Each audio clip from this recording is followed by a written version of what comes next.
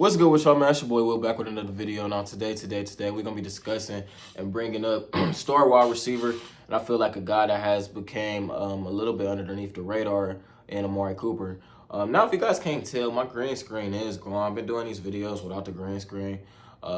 Somebody suggested maybe trying it with just my white background, seeing how the coloring, not the coloring, but the lighting look. Comment down below how y'all feel about it. Y'all want the green screen back or y'all like this? But today we're going to be talking about Amari Cooper. Coop. Talking about Amari Cooper today, man. So, Coop, man. All around, just a good, reliable guy that we can rely on as our number one wide receiver. He had a great year last year. And so a lot of people forget, like, I feel like Amari Cooper was what we thought Odell was going to be and more. He's by far the best wide receiver we have had on our roster since probably, I want to say, maybe Jarvis or Josh Gordon. That's probably a little hot to take for some of y'all, but I do think he was better than Jarvis and Odell that last season. He had 1,100 yards, 9 touchdowns. Now, Coop, this video is going to be like, do I expect him to be back next year, and is this his last season with the Cleveland Browns? You know, a lot of people speculate that this is going to be his last year, just due to contract and due to other, obvious situations. But I don't really see why is that automatically assumed. And I also feel like Coop with we have added so many wide receivers. It's like almost we forgot who's the number one guy on the team. We've added Elijah Moore, Cedric Tillman. Well, that's it, ain't it? Am I tripping? We added a couple other guys. But, Marquise Godwin. You know what I'm saying? A couple other guys. We done got so many good solid pieces, we kind of forgetting who's the best player on this team. Amari Cooper's been the number one wide receiver on every team he's played on, and he's always been consistent and had good production. Now, the thing that kind of detoured him and gets him tripped up a little bit is injury. Last year, he was dealing with an injury near the end of the season, kind of hampered his ability. So, I don't believe he was playing healthy with Deshaun Watson at all. I think most of his years up until, I want to say, I think he got hurt like the Texans game. I think he got hurt like the Texans game. But up until the Texans game, he was rocking and rolling. And then he got surgery in the offseason, so I knew he was dealing with something. Just playing through injury. He was questionable a lot of games. And that's what happened in the season with the Cowboys. Now, his production, his speed, and his overall athleticism hasn't wavered at all. I think he's like 28, 29. I got to go and look at that. But I know he's not 30 yet.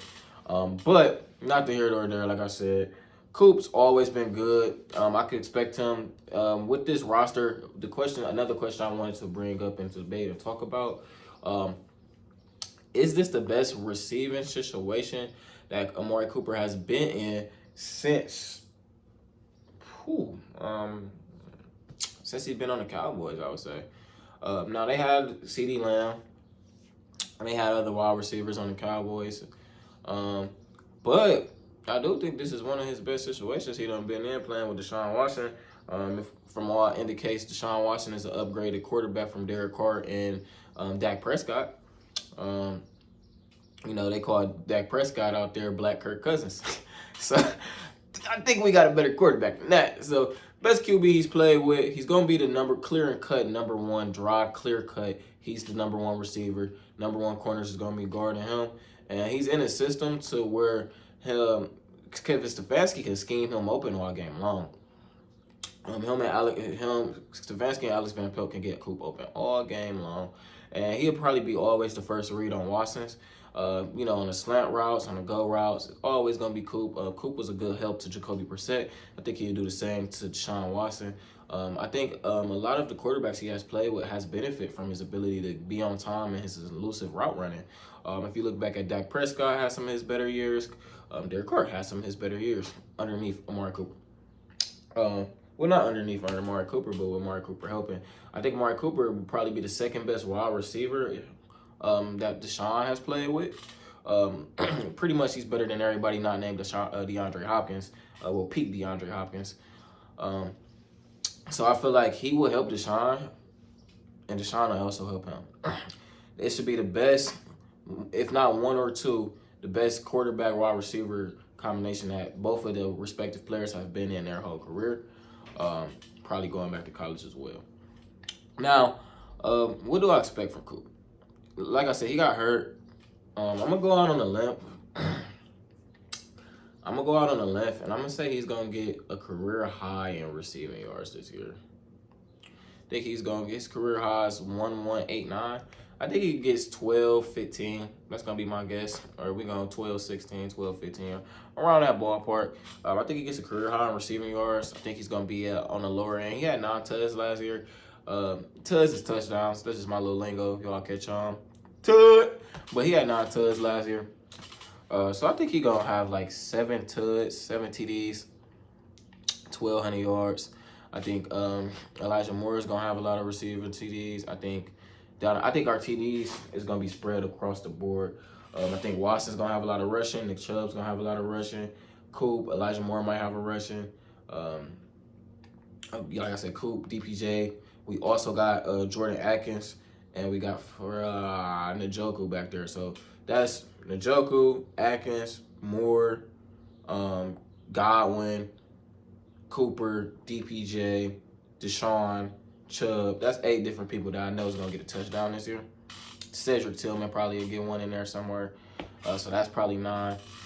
So, yeah, we got a lot of guys out there. And that's not even including Harrison Bryant, who's going to make this roster because he just got re-signed.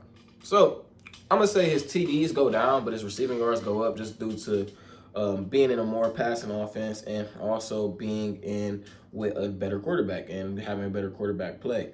Also, Deshaun's ability to buy the receivers a couple more seconds, I think it's going to take into account and really be able to boost his receiving yards up to a career high. Because he was only like 100 yards off. He was a couple bad games off and a couple drop balls off of breaking his career high. So, and he should have had 10. He should have had at least 12 touchdowns last year. So, me saying 7 is kind of on the lower end. I'm going to probably have him at 8, you know what I'm saying?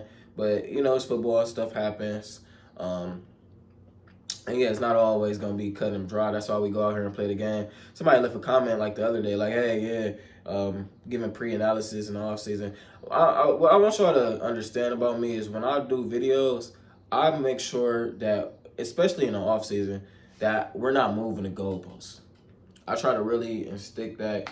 Like if I come out and I say I expect Coop to be somewhere between 1,000 and 1,200 yards, I'm gonna stick to that. Now, if week 17 come and Coop's at 1,150, you know what I'm saying, 1,150 yards, and we're looking at him as a disappointment, then that's when I'm gonna come in and say, hey, whoa, hold on, you know. This is where we were originally projected for him. Let's not move the goalposts. Same thing for Deshaun. Same thing for Nick Chubb. Same thing for every player. And same thing for the defense when I dropped a video saying that the defense won't be top 5. Because let's not move the goalposts. They were one of the worst defenses in the league. Let's not expect them to go from worst to best. Let's just expect them to be middle of the pack. We shouldn't expect them to be top 5. That's pretty much every time where I be coming from. I expect Amari Cooper to have anywhere between 1,050 to 1,200 yards. That's where he should be at. He should be at least 6 to 10 touchdowns radius. And we're going to say he's going to be at least 70 receptions. That's going to be my projection. I feel like a Cooper has went a little bit under the radar just because he's like, you know, not a flashy guy, doesn't talk as much. And a lot of people haven't been talking about what type of year he could have, but he could be in store for a career year. I know we say this a lot with a lot of Browns guys, but it's a lot of guys that could be in store for career years. Deshaun Watson, Amari Cooper, Nick Chubb, Grant Delpit, Greg Newsome, Martin Emerson, Myles Garrett, Dalvin Tomlinson, you know, the lit JOK, Kevin Stefanski, Alex Van Pelt, Jordan Atkins, Donovan Peoples-Jones.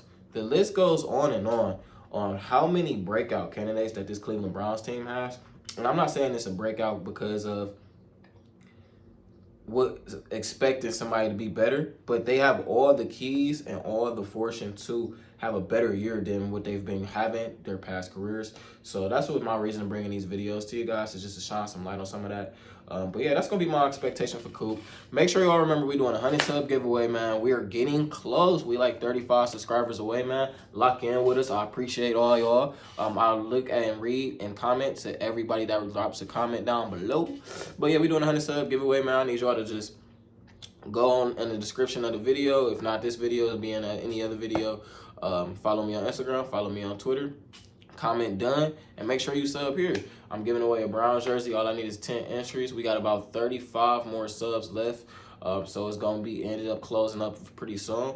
But yeah, man, I appreciate all y'all comments. It's Father's Day. Happy Father's Day to all y'all out there that's dads, and y'all be safe, man. It's Will out.